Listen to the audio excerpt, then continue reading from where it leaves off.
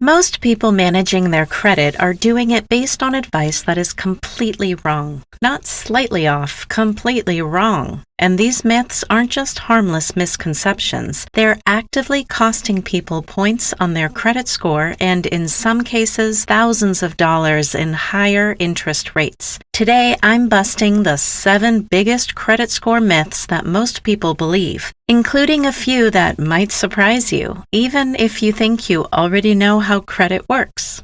Myth 1. Checking your credit score lowers it. Well, this is probably the most common credit myth in existence, and it stops people from monitoring their own credit out of fear. The truth. Checking your own credit score does absolutely nothing to your score. 0. Not even 1 point. Here's why. There are 2 types of credit inquiries. A soft inquiry happens when you check your own score, when a lender pre-qualifies you for an offer, or when an employer runs a background check. Soft inquiries are invisible to scoring models and have no impact whatsoever. A hard inquiry happens when you formally apply for new credit, a card, a loan, a mortgage. That's the one that temporarily drops your score 5 to 10 points. Checking your own score is always a soft inquiry. Always. You can check it every single day and your score will not move 1 point because of it. In fact, not checking your score is what hurts you, because you can't catch errors or fraud you don't know are there. Check your score regularly. It costs you nothing.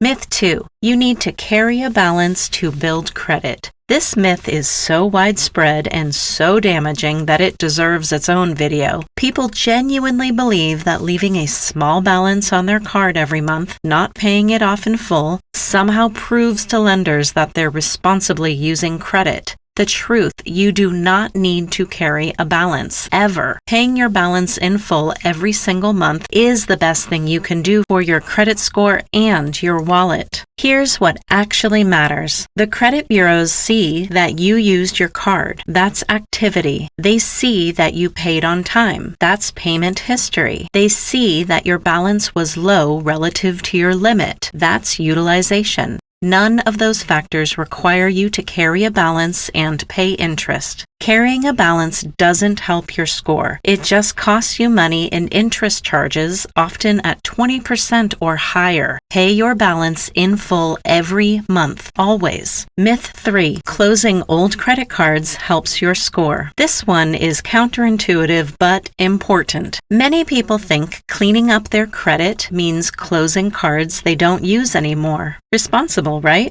Wrong. Closing a credit card hurts your score in 2 ways simultaneously. First, it reduces your total available credit. If you have 2 cards with a combined limit of $5,000 and you're carrying $1,000 in balances, your utilization is 20%. Close one card and suddenly your available credit drops, your utilization jumps, and your score drops with it. Second, it can shorten your average credit history length. Your oldest accounts are your most valuable in terms of credit age. Closing them removes years of positive history from your active profile. Leave old cards open. If you're not using one, put a small automatic charge on it, a streaming subscription, anything, and set it to auto pay. Keep it active, keep it paid, and let it work silently in your favor. Myth 4. You only have one credit score. Most people talk about their credit score as if it's a single number. The truth is you have dozens of credit scores, potentially hundreds, and they can vary significantly from each other. The 3 major credit bureaus, Experian, Equifax, and TransUnion, each maintain their own separate file on you. Not all lenders report to all 3 bureaus, which means your file at each bureau can look different, and each bureau calculates scores using different versions of different scoring models. FICO alone has over 40 different scoring models. There's a FICO score for auto loans, a different one for credit cards, another for mortgages. VantageScore is a competing model used by many free credit monitoring services, including Credit Karma. The score you see on a free monitoring app may be meaningfully different from the score a mortgage lender pulls when you apply for a home loan. What matters is the general trend. credit? Are your scores moving up or down, rather than fixating on one specific number? Myth 5. A debit card builds credit. Short answer, no, not at all. 0. Debit cards pull money directly from your bank account. There's no lending involved, no repayment, no credit relationship. Banks don't report debit card activity to credit bureaus because there's nothing to report. Using a debit card exclusively, even responsibly, for years contributes absolutely nothing to your credit score. You could use a debit card perfectly for a decade and still have no credit history. If you want to build credit, you need a credit product, a credit card, a credit builder loan, or becoming an authorized user on someone else's account. A debit card cannot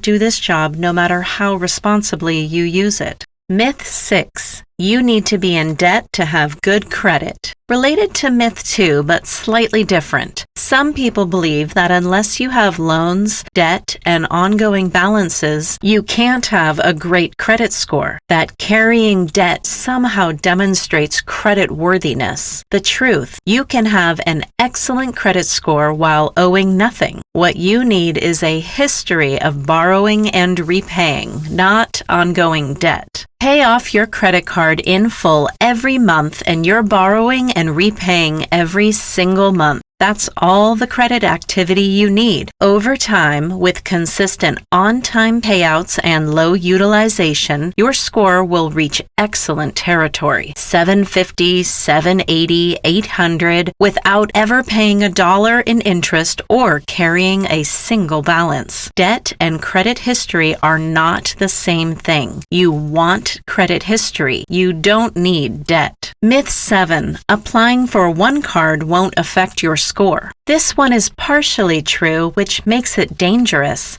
A single credit card application does cause a hard inquiry, which typically drops your score 5 to 10 points. For most people in most situations, that's minor and temporary. It fades within 12 months. The problem is when people apply for multiple cards in a short period. Each application is a separate hard inquiry. Apply for 3 cards in 1 month and you could see your score drop 20 to 30 points. Lenders also see multiple recent inquiries as a red flag. It signals financial stress or someone desperately seeking credit. The rule: only apply for credit you genuinely need, space applications out by at least 6 months, and do your research before applying so you only apply to cards you're likely to get approved for. Getting rejected leaves a hard inquiry with no benefit. To recap the 7 myths, checking your own score does not lower it. Check it regularly. You don't need to carry a balance. Pay in full every month. Closing old cards hurts your score. Leave them open. You don't have one credit score. You have dozens. Debit cards don't build credit. You need a credit product. You don't need to be in debt to have good credit. You need credit history. And one application does affect your score, just minimally if you're strategic about it. If you want to see the best starter credit cards for building credit the right way, I'll link our full breakdown in the description below and in the cards above. Subscribe for weekly personal finance in plain words. See you in the next one.